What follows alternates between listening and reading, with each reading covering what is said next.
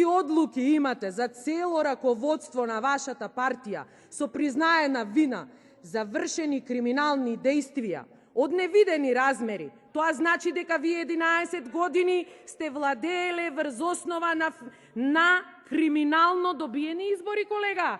Тоа го признаа вашите раководни кадри кои што, еве, сведоци сме, гледаат луѓето и слушаат што се случувало. Како сте владееле? Сте ги кршеле сите закони, колега. За каква демократија зборуваме? Значи, од петните жили се трудите цело време да плукате, заради тоа што мислите толку многу ако плукаме, овие што слушаат граѓаниве и целава држава ќе забораат што се случуваше претходно 11 години.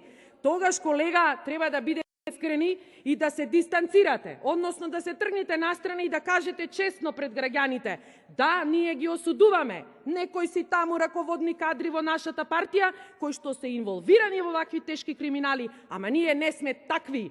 Ама вие сите си ќутите. Тоа значи дека потајно тоа што било го покажувате и сега зборувате за демократија.